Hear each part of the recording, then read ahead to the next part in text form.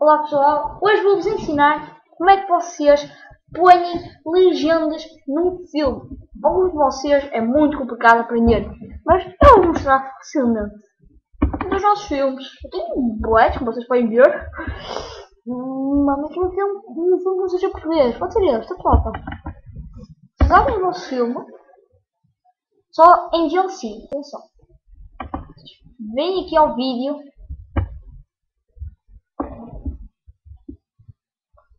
Vocês todos verem bem aqui ao vídeo, subtítulos, abrir e dentro do fecheiro. E agora observem em amarelo.